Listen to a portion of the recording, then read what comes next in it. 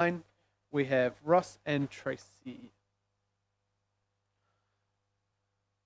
If you want to introduce yourselves and your roles and then go into the presentation, we'll go right through the presentation, everyone, and then we'll have questions at the end if that's okay. Thank you. Morena. Kia ora, I'm Ross Roberts. I'm Auckland Council's Geotechnical and Geological Practice Lead. Ross, sorry, if you want to maybe bring the microphones just a bit closer to you, just because it's a bit quiet in this room. Thank you. Thank you. I'm Ross Roberts. I'm Auckland Council's Geotechnical and Geological Lead. And here with me today is Tracy Howe. She is our Coastal Hazards Specialist. So today we'll be talking you through the snappily titled Natural Hazards Risk Management Action Plan. My apologies for the acronym. This is a plan that has been in development for a fairly significant period of time, and it's been through a fairly lengthy progress to get to this point. The first thing I'd like to do is explain the structure of the report, because that helps a lot with the context of it. So this report is intended as a living document, and by that we mean that it is not fixed in time. It will be updated very frequently. And it's been split into two parts. Part one is an overview of the natural hazards that Auckland is exposed to. And it includes a risk assessment so that we can use this to inform decision making. We can identify which hazards are most significant to us and where we should focus our efforts. The science on this does evolve, and our knowledge about it changes, and our knowledge about the exposure changes. So the intent is that this is reviewed approximately every 7 to 10 years as information becomes available. And part one, the work was originally done in 2015, 2016, so it has actually been around for a while, and it is already almost due for an update. And the timing for that is intended that the update will align with the update that is taking place for the Auckland Emergency Management Group Plan, which is assessing the risks and going through and giving us that new information. Part two is a separate document which contains the action plan. And it's very important to understand that this is an internal council-facing document. It collates all the actions that are taking place across council anyway, summarises them in one place, and gives us an opportunity to coordinate those activities and identify gaps between them so that we can make sure that we're addressing the risks identified in part one. It gives us a platform to report on progress on those actions, and it ensures that we have fully identified what is going on, where the overlaps between those tasks are, and that everything is coordinated in a logical and sensible way. And our intent is that this will be updated every 6 months and will include a reporting process back to this committee. At slightly less frequent intervals, every approximately 3 years, where there will be a full gap analysis to make sure that council is doing a good job of managing the risks that council assets and Auckland residents are exposed to.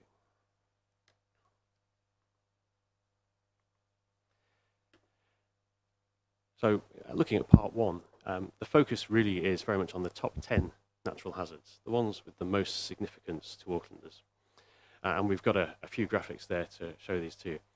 The report talks through them in a lot more detail, and the intent today is not to provide an education piece on all the hazards, but just to highlight that these are the ones that a fairly detailed risk assessment process involving technical experts in these fields have identified as the ones that are most significant to Auckland. There are other hazards that exist. One, for example, that isn't included in here is space hazards. But it was identified that that isn't one of the top most consequential for us at this stage. But when we come to the update, it may well be considered. And the results for this are presented in the format of this graph. This is a summary of the risk assessment results. And what you see here is the likelihood plotted on the vertical axis and the consequences plotted on the horizontal axis. This is to really highlight that risk is a function both of how likely something is to happen and how significant the effects will be. So you can see over at the right-hand side we have, for example, volcano. The consequences of that are very significant if a volcano were to erupt in Auckland. But the likelihood, and in this case it's put in terms of how many thousands of years between potential events, is very low, relatively low. And so it plots quite low down in the likelihood, quite high in the consequences. And the easiest way to think about risk is that risk increases as you head towards the top right of this graph. So anything at the top right is a very high risk, anything at the bottom left is a low risk. And that red circle there, in the middle of the graph there, is the area which has a high risk, and they also reflect the hazards that Auckland has a good opportunity to control. Auckland Council can work on those, and that's where the bulk of our efforts are focused. And Tracy will now talk us through some more detail about how we split these hazards down and how we focus our efforts on different hazards. Kia ora, everybody, and thanks, Russ. So in terms of looking at some of this risk and how council can manage it, we have statutory requirements under a few of the legislations. Under the CEDAM Act and the Disaster Resilience Strategy, we have to basically have some stuff in place to be ready and to respond to natural hazards. And all of that is covered underneath the CEDAM group plan. So that's an AEM package of work that, as Ross mentioned, they're doing an update on. For Auckland Council itself, our requirements to kind of mitigate and reduce natural hazard risks sit under the Resource Management Act and also the Local Government Act. And when you look at council business and you look at hazards and how they intersect, you find that we have mechanisms that allow us first to essentially avoid the risk. So that is looking at things like not placing people in harm's way, not doing major developments in extremely high-risk zones. Then we have a middle ground where we can control the impact. And so this is, we decide that we can allow people to develop in certain areas, but we may need to put in extra assets such as stormwater infrastructure to decrease the flooding risk, etc. And then you have an area of much higher impact hazards where we have to accept the risk, but then again, we do the response and the readiness planning so that if something does happen, we are prepared. So that's kind of the three categories that of risk management that you can see in the plot over there. And it kind of goes from the left-hand side, which is we're trying to avoid the risk, to the right-hand side where we're accepting it. And that middle ground is a lot of the actions that we have for controlling the impact. In terms of council business, the 7 function areas that you can see on the right hand of the plot, the right hand of the slide, really highlight the various areas of council that have a role in actively reducing and managing risk. Now, we didn't lay this out by individual department because a lot of these actions actually cross departments and sit kind of in an overarching position, but really you do fall into these, what we're calling function areas. So going into this. So looking at that area of avoid risk, you can see in this plot, which shows the amount of consents for going into hazard zones, that essentially we've been receiving, because of development pressure, quite a lot more consents in hazard zones over time. And in fact, it's escalating. What that means is we're having to do quite a lot to mitigate the risk. And so you'll see, for example, that if you get a development in a floodplain, there are mitigating tools like raising the floor levels and other things. But one of the things that we would like to do through NHR map and the levers that are within it is to start to increase public awareness of risks, increase planning understanding of risk, make sure that our strategic documents, our development strategies, our infrastructure provisions reduce risk so that we can start to see a decrease in this kind of a plot. And we can start to really have more of a handle on how we can make sure that we're not putting people in harm's way or increasing risk. This particular area of hazard management falls, of course, under our strategic planning, our governance, our asset management, and also our knowledge building. The knowledge building component is extremely important because the more that we understand our risk, the better we can make decisions around it. And we have quite a few work streams going forward around better mapping our hazards, better understanding them, so that we can use those tools. In that middle ground, where we're talking about how we can control risks, that has a lot to do with, again, the kind of things that you see in the building consent aspect of raising floor levels, regulatory controls, a lot of asset management controls, and essentially looking for the areas where we can reduce what is the impact on what we know is exposure to these hazards. And when we get into that higher category of risk acceptance, you're really talking about your large-scale emergency events, which, as Russ mentioned, there's not too much that we can do in our active day-to-day management, but beyond be ready, be prepared, and inform the public. And so a lot of the work around these low probability but very high consequence events, like an earthquake and a tsunami or a volcano, for example, that sits very strongly in emergency management and also community resilience building. Now, you'll see in the plan that quite a lot of the things stretch across all the hazards. So community resilience building is important for low to minor hazards all the way up to high consequence. And that's one of the reasons that the plan is not set out by hazard, but is actually set out by function area. Thank you. So this is a brief example of how we have presented the actions in part 2 of the Natural Hazards Risk Management Action Plan. The intent of this, and it's very important to recognise this, is to present what is happening already in Council. So this sits alongside the CDEM Group Plan, and it presents projects, tasks that are happening all across Council that are relevant to natural hazards risk management.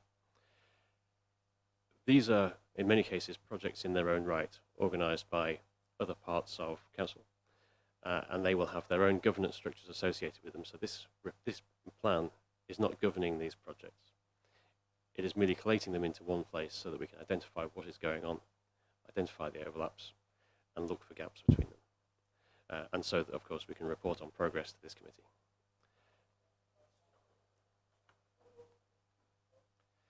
And when I'm talking about reporting on progress, our intent is to report 6 monthly with a fairly high-level dashboard. We will go through all the actions, and we will work with each of the teams that are running the projects identified as actions within the plan,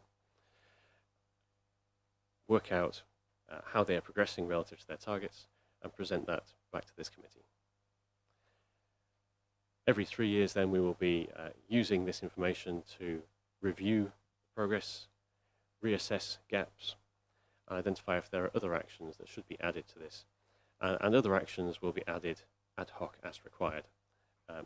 Projects are coming up at regular intervals within Council which address the natural hazard risk, and we will be identifying those on an ongoing basis and adding them to this plan as they are identified and as gaps are identified.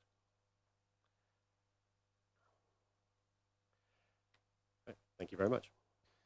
Thank you very much to both of you. We have several questions. Councillor Newman first.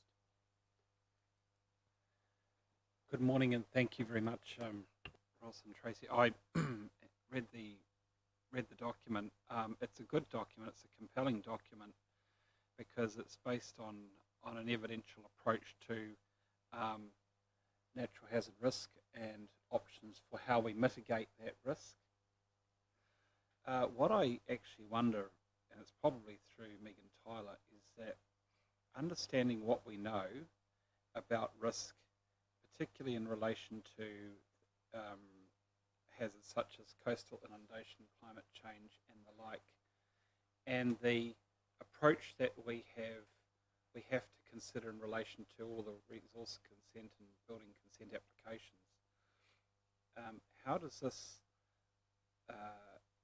analysis inform our approach to changes that we ought to be making to the unitary plan?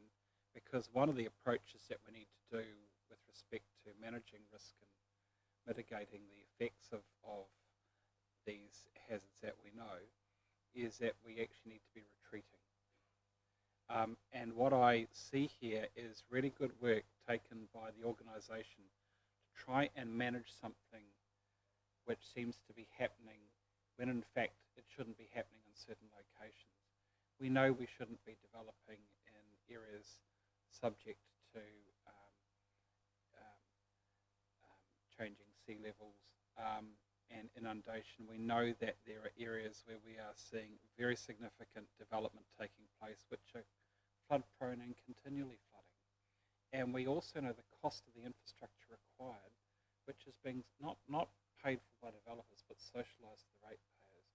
If we know all of that, I accept that central government isn't fully understanding that, but we ultimately hold the pen on the unitary plan, and we ought to be taking the evidence and the knowledge that these people have and making bold decisions about where we should go and where we shouldn't go. So are you able to comment on that? Through the chair, thanks. Councillor Newman, you're absolutely right, and there are some actions listed in here that will get to exactly that, with some evidence-based, and then we would come to you, and you're right to talk about bold decisions. It doesn't mean these decisions necessarily need to be made now, but some of them will need to be in the next couple of years, and it will be about, so, you know, with the evidence here, and or any direction from central government, where we recommend or we believe that we need to either retreat, stop consenting in certain areas, or somehow change things over time. So there are absolutely actions that speak directly to that, and more work will come through to you over time about when and where, and what that might mean for you as the people who set the policy, like the unitary plan. What's the timing for some of that, though, Megan? I mean, if you look at slide 7 there, and I see the artillery tunnel project in Papakura, I'm familiar with that. That's an enormous piece of engineering, good piece of work, but you just couldn't ask for that sort of scale of intervention at every location to mitigate flood risk for what was quite a low yield of dwellings in a greenfield area. And I could see that having to be supersized over and over and over again. And the pressure from the developers will come on, and it's actually already there, isn't it?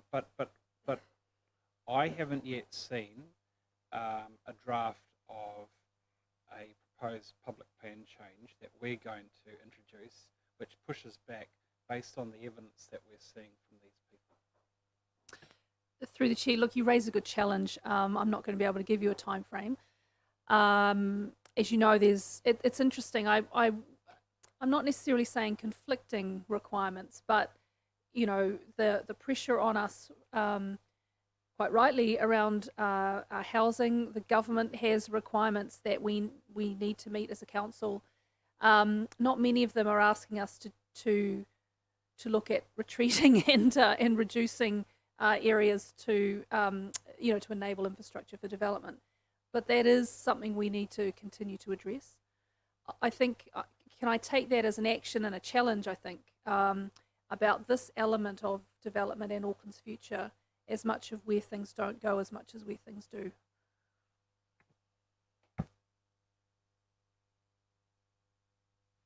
Thank you. Councillor Member Wilson.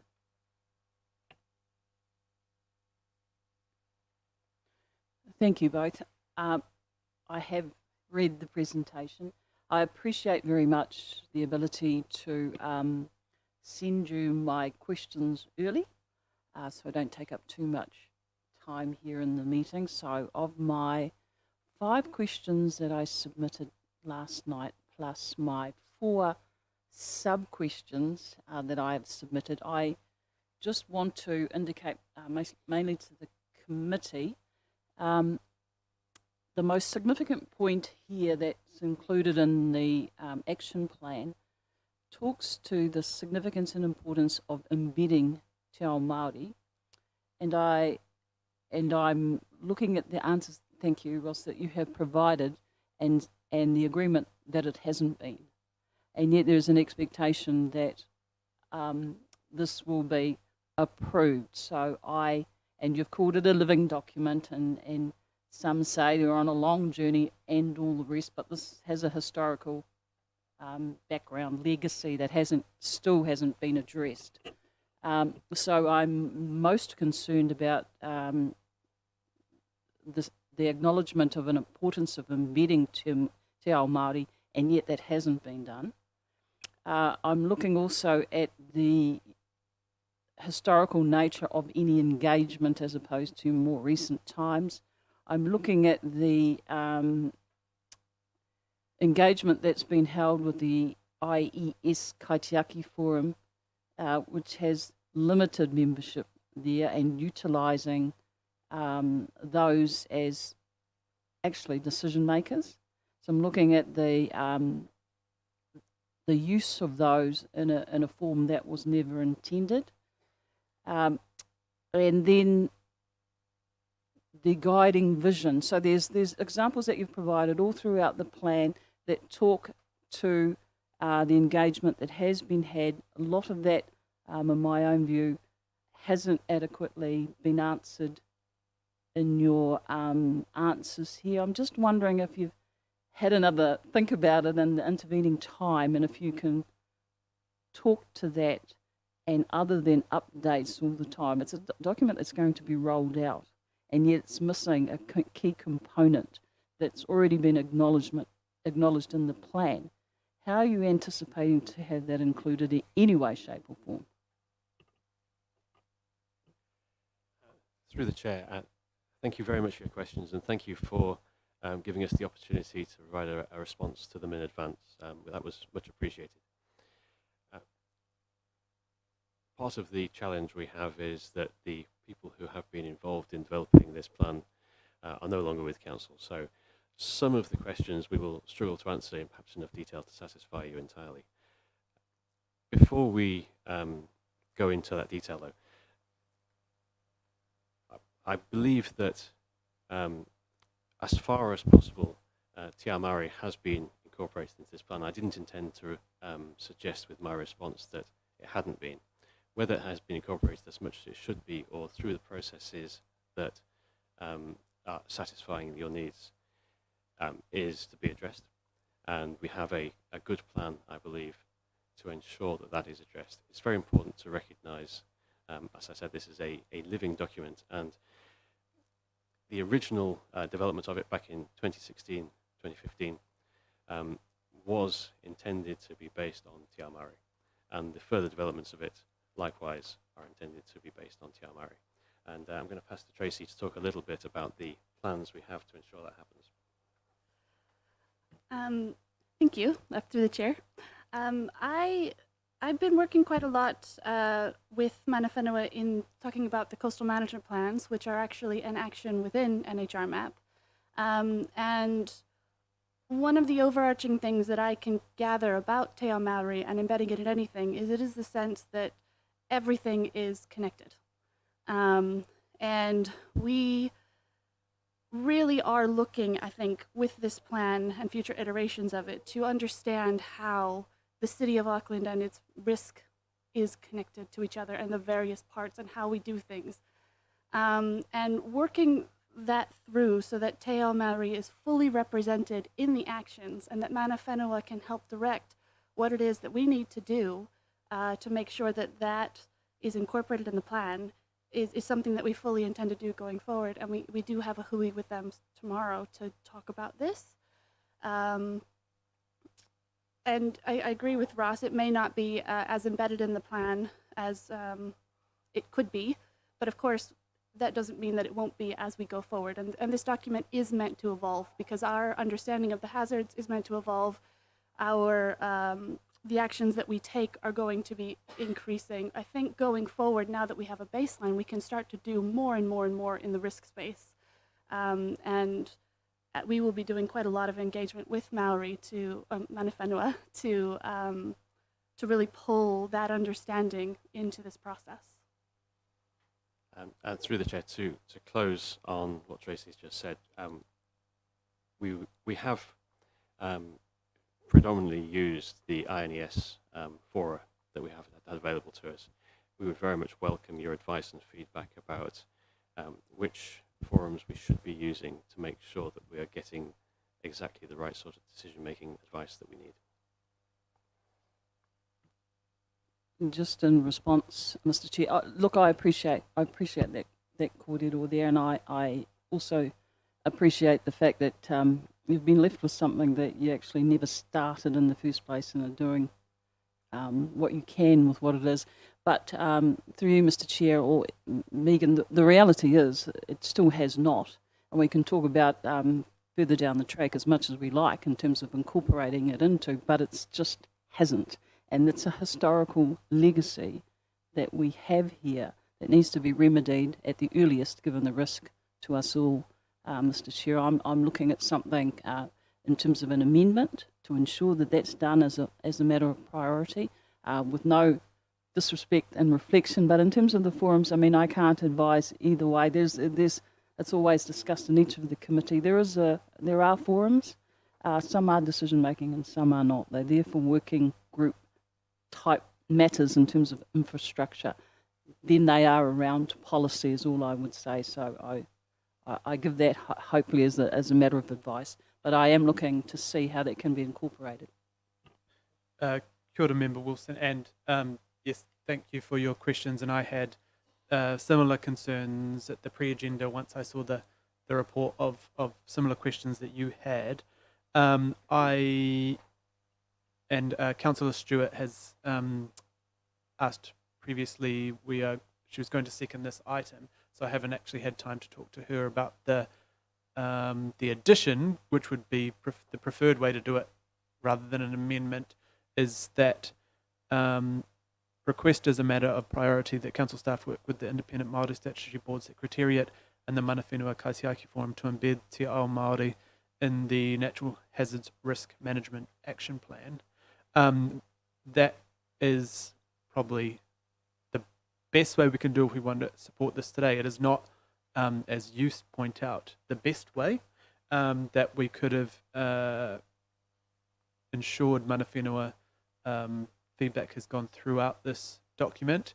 Part of the issue that I was told is this is as it is a more of an inward-facing council operational plan, but I also take Member Wilson's point and my thoughts that once it's on an agenda, it's really more than an inward-facing operational plan for the council, connecting all the other plans together. So if, do you feel at this point that alleviates some of the issue? Yes, it does, Mr. Chair. Kia ora, and thank you once again, Member Wilson, for that. And you're fine with that addition, Councillor Stewart? Thank you very much. Councillor Henderson, you've got the next question.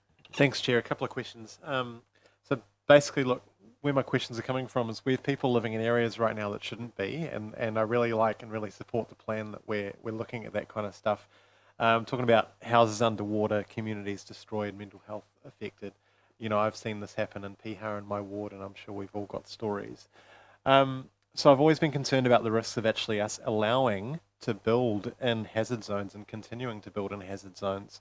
Has this plan been developed with legal advice around climate change and liability around hazards? Through the chair, thank you very much for that question. The direct answer is no, this plan has not been developed with specific legal advice around those issues. The reason for that is that this plan just collates activities that are happening across council, and those activities do include things like plan changes, and that is where the legal advice is required. So at that level of those projects, legal advice is of course sought as required, and the example used earlier about managed retreat is a very good example. So where plan changes are happening because hazard data has been presented in this plan, or has been identified as being required in this plan, then legal advice is sought throughout that process.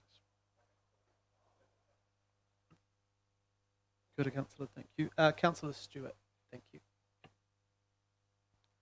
Thank you. Councillor Newman and Councillor Henderson have practically asked what I was going to ask, but so with this plan, could if this all goes the way that we're hoping it's going to go, could this supersede some of the unitary plan? As far as I'm just thinking, we how we actually had a moratorium, and a very big part of what we've now got in the unitary plan where houses can now be built, and a lot of it's sort of probably just about underwater, and it shouldn't really be getting built. So is this something that could probably help us? Because what I was told with the unitary plan, it does have the tools that if there is something in the plan that's not right, it doesn't necessarily mean that we need to build on.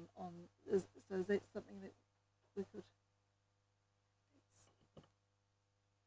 Through the chair, yes, thank you for that. The plan itself does not go into the detail of where we should build, where we should not build, but it does identify the risks that we're exposed to, and the projects that are being undertaken across council to try and minimise those risks. And some of those projects are related to changing rules within the unitary plan so that we better manage development in hazard zones and try and reduce the number of people exposed to the risks. So in summary, this plan enables potential changes to the unitary plan where they're appropriate, identifies where that would be a good idea, and helps bring the teams together across council who can get the correct hazard information, the correct planning advice, the correct legal advice, so that that whole process works well together.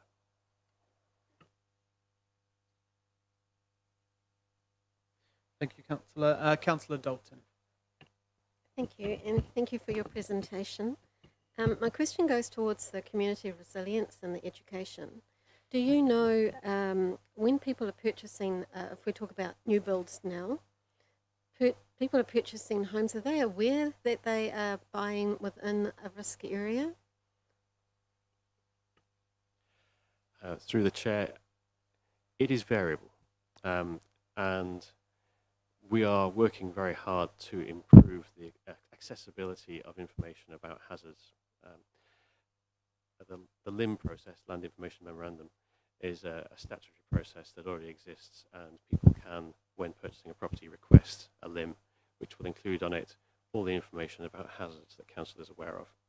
And so part of some of the actions within our plan are identifying those hazards, making sure that they're mapped in a way that's appropriate so that they will end up on LIMs. There are, however, gaps in that process. People purchasing property do not have to ask for a LIM. There's also the exposure of people who rent houses, who will probably never see a LIM. And so we are working with the geospatial team in council to present the hazard information in the most accessible formats we can, so that anyone who wants to can access this, and to provide the education and information around that that's needed, so that people are aware of the hazards before they make a significant decision. So I'd say the majority of people wouldn't. And if they're building in a place like Takani or Papakura, where there is risk of flood or sinking, it's not a question that they'll ask, and it's not a question that they will be presented with, I imagine, by a developer. So it goes in some part to Megan, what Daniel was saying around the changes that need to be made to remove this risk, particularly around coastal erosion and perhaps around floodplains. I know the risks are variable wherever we are in the city or country, but there's a responsibility here. We hold knowledge, and we were presented with a tool not so long ago about the forecasting of coastal erosion and what that's going to mean. And while we're trying to meet an outcome for central government in terms of housing, we're doing that with risk, and I appreciate that it's not all big risk, but there's risk. And people should know when they're buying a house if they are purchasing a house in a risk area. If it's above a certain amount of risk, there might be some risk that is just not negligible. So that's just my feedback on that, Chair. Thank you. Kia ora, and very good points, Councillor Dalton. I think that some of that conversation also came up with those new erosion maps, that's not necessarily, no one will know that that's there potentially until they maybe put a resource consent in and want to develop an apartment building, but someone buying is not going to know unless they go deep into. But it's not also what's going to happen, it's what the areas may have susceptibility to. So that's a difficult one too, because people see those lines and think half my property's disappearing, when that's not actually what that data is showing. Member Wilcox. Thank you. I've got a few questions. I mean, my kind of philosophy is man plans and God laughs. But I just want to, first of all, ask, and this is a lighter question, what's the significance of the lighthouse on the picture? Through the chair, we had this discussion before the meeting, and the honest answer is we don't know. It was put there before we started working on this project. Okay, but it's a that's beautiful picture and we love it. Yeah. So, I mean, in part 2 of the plan, there's this talk, and we've kind of highlighted that in the Amendment C.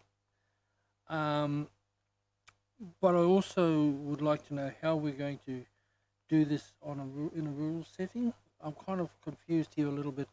I'm not seeing any corridor here about what happens in a place like Helensville or Wellsford or Waiuku.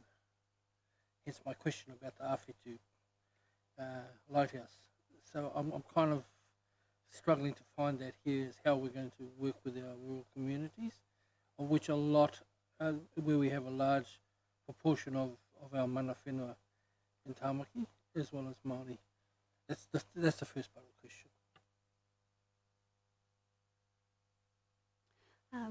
Thank you, and through the chair. So one of the things about the plan is that none of the actions are specific to any given region, because it is, of course, a plan that governs council business, which covers all of the region. However, there are specific things that, with actions that look at areas, and so in terms of coastal areas, the coastal management plan process is where we actually go to the coastal communities and discuss with them the impacts of the coastal hazards, which is inundation and erosion and rainfall flooding, and what those impacts might be and what their values are, so that we can start to work through how to mitigate some of that risk from the coastal sense. And we're working our way around Auckland over the next 3 to 5 years. We're doing the pilot case in Whangaparoa now, and we're working with mana whenua to understand the next area that we're going to go to. But the idea is really to understand and look at kind of the coastal hazard space very carefully through that particular project. One of the things that mana whenua have raised time and again is, of course, the impact of natural hazards on marae. And there is actually an action within the plan to look at how we can inform marae of risk, and that is a component of work that emergency management does.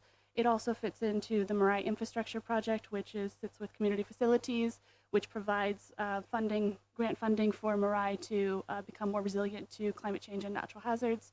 There's also another initiative in that vein under the climate plan, and there will be quite a lot of engagement with kind of iwi and marae through those various actions.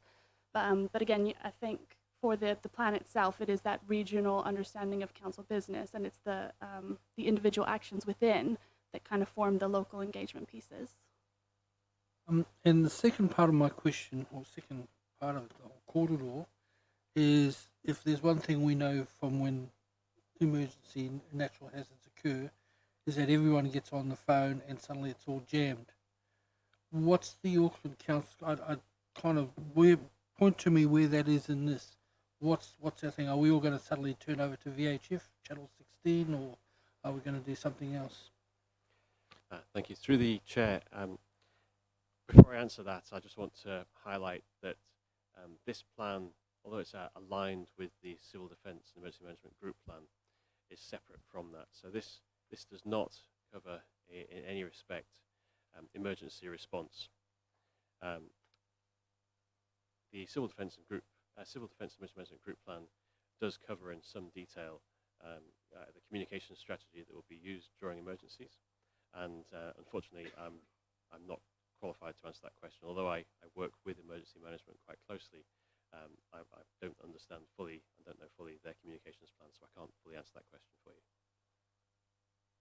No, and I understand that. What I'm trying to understand is, so that's part of this plan of mitigating or trying to understand what's going to happen when it all blows up, if hopefully it never happens in our lifetime or the life of this plan. But I think what I was looking for in the plan was a way to say communications is going to be disrupted quite severely. I mean, our whole roading network, if I'm stuck in the North Shore, and we have an earthquake, there's a pretty good chance I ain't going to be crossing anywhere south, and likewise north. So I suppose that's the question, because then we're confronted with people trying to just contact loved ones, and I think that's what I was looking for in this risk matrix of how do we cover off the risk of people doing their own thing. Through the chair, all of that information will be presented in the Civil Defence and Emergency Management Group Plan. We're very keen not to present it twice in two different places with the resulting confusion that could cause. So what we have is this plan, which is inward facing on day-to-day council business about how we reduce our exposure to the risks. And then separately, we have the Civil Defence Emergency Management Group Plan, which is outward facing about how people respond in emergencies, how to prepare people for emergencies, and how the civil defence sector as a whole will manage that process during an emergency. Kia ora. Last question, Councillor Walker. So, got a few questions, and I'm following up on some of the line of counselling on the part of Councillor Newman and Councillor Stewart, and it goes particularly to inundation and sea level rise. If we accept, and I think it's generally accepted, that the information around that area is emerging almost by the day, by the week. Our planning-based information is driven by the IPCC, International Panel on Climate Change, and it's way out of date. So in respect of what's informing the risks, particularly around sea level rise, but especially as it goes to storm events, because they relate very much to climate change, lower barometric pressure and higher sea temperatures and the like, are we informing ourselves on a much more regular basis? And I mean more regularly than the 3-year time frame that you've indicated around gap analysis, especially as it goes to this particular issue. That's my first question. Through the chair, thank you for the question. We are most definitely taking in new information as it comes on board, and we are doing new modeling. A lot of NHRMAP work is actually to increase our understanding of natural hazards, to make sure that it's up to date, to make sure that it's best practice, and certainly that is true for the coastal inundation. And we recently completed last year an update to the coastal inundation layers for Auckland that was released. And we are also going to be doing some more modeling on sea level rise and the levels of how king tides may affect different communities in the future. Those are going to be ongoing work streams. That, of course, will be feeding into the coastal management plan process. How that feeds into the larger planning process for Auckland, of course, fits into the unitary plan. And what's going to be happening with the reform that's going on for the Resource Management Act and others is that eventually the unitary plan will be reviewed. And when that is reviewed, they will be looking at the new data that comes from IPCC next year around climate change and potential impacts and potentially changing the thresholds that we plan to. Mr. Chair, I understand the coastal process. I mean, I'm involved with that. The particular concern I've got is around storm events, for example. We've had a recent one down in Christchurch, Ashburton, and the like. Equally, a storm event like that could impact on Auckland. I'd like to know where our catchment management planning is at. My understanding is it's not in a very good space, and that in the main we're just operating the best practicable option when it comes to evaluating developments. So it would be useful to have some reporting to us on that as it goes to informing our risk management, because it may well be that we don't have modelling that informs us as to flooding in catchments, for example. Is that the case, or am I slightly out of sync there? Unfortunately, we don't have any representatives from, through the chair, we don't have any representatives from Healthy Waters here who could give you a fully comprehensive answer on that. They do a lot of fairly advanced modelling of catchment and catchment flooding. But to properly answer your question, we would need to get back to you with a response from Healthy Waters. And the last question I've got just picks up on the issue that I think Councillor Stewart was raising, where if we look at parts of Auckland, and I'm thinking particularly around Howick, the flood-prone situation in parts of Howick is absolutely horrific. Worst I've ever seen. It would be incredibly useful to apply some case study analysis as it goes to Auckland, so that we ground this exercise, which is in part theoretical, with some tangible stuff. I'd really like to see that, especially, and I'd suggest that Howick and the catchment that Councillor Stewart is familiar with would be a case in point, where there is significant flooding of habitable floor areas, garages and the like, on a fairly widespread scale. This is Councillor Walker. It's probably not for the team here. This is around the hazards and the risks, not so much the unitary plan or what is being developed at the moment. It might just be... Through you, Mr Chair, this is a situation that directly goes to hazards and risks that affect council assets, but also private assets. Through the chair, I know particularly Councillor Stewart, but possibly yourself, Councillor Walker. There's a number of folk in the organisation who have met on site and working and providing advice around this particular issue in Howick. So I'm happy to take that offline or continue that conversation. Thanks, Mr Chair. Good. Well, thank you very much. That's all the questions. And thank you, Ross and Tracy, for the information. We will potentially debate this. I have no speakers yet, but if you'd like to step back from the table now, thank you. So I've moved and Councillor Stewart has second. Is there any comment? Councillor Walker. My suggestion, Mr Chair, just as a follow-up, particularly given some of the concerns around flooding, that it would be useful to have some feedback from Healthy Waters just around the status of catchment planning and the modelling that they may have or may not have across parts of Auckland as it informs this. And also just some maybe a little bit of further reporting picking up on just how more recent information is informing the planning, especially around flooding, and that is in context of the very recent experiences in Christchurch and now in Ashburton. We have had events that have been nothing short of horrific for those communities. Would that doesn't happen here, but of course it can.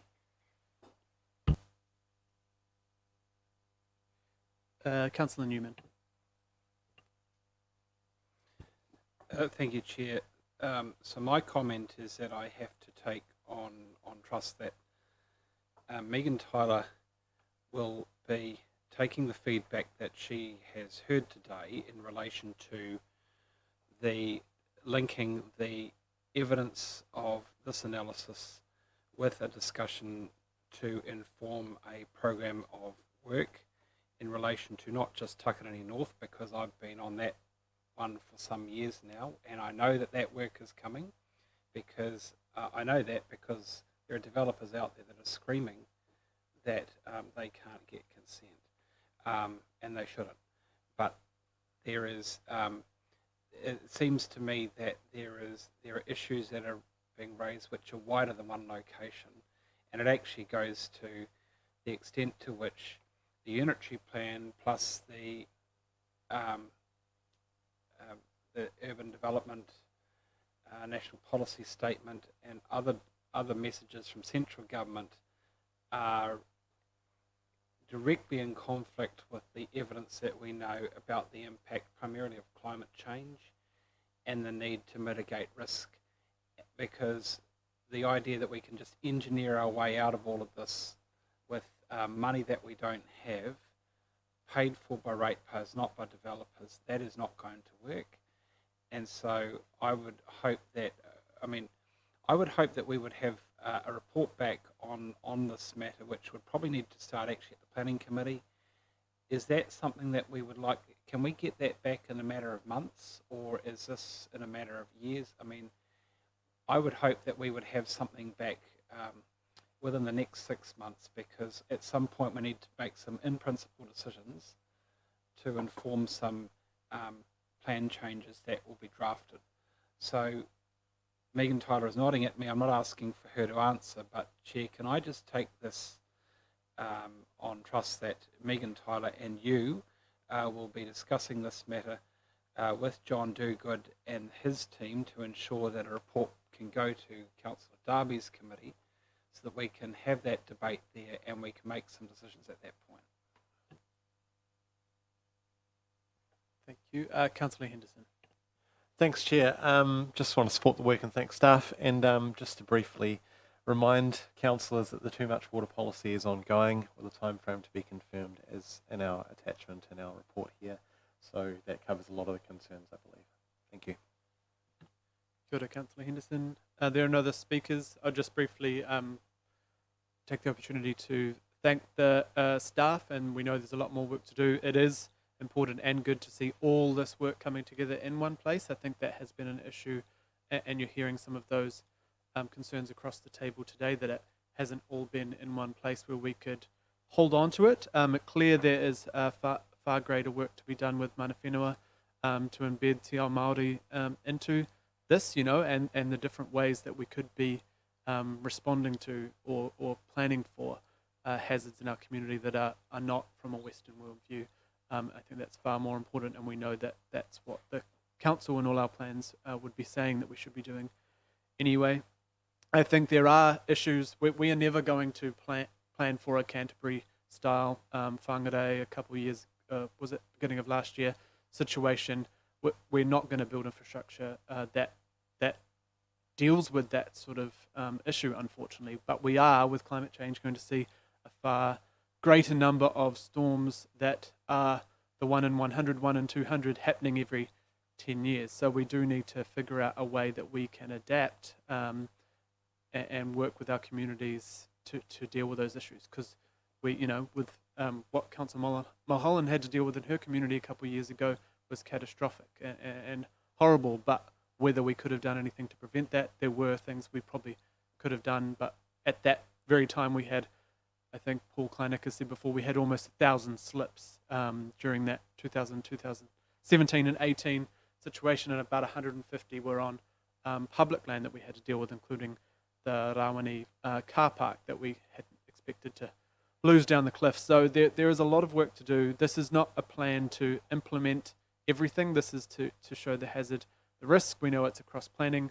We know, and it's fantastic that Megan Tyler's across this committee and planning, and we'll be able to magically incorporate all of this into plan changes as soon as possible. But I think it is that ongoing conversation with our communities that council cannot save every bit of private land. Council was not going to build seawalls on the 3,000 kilometres of coast.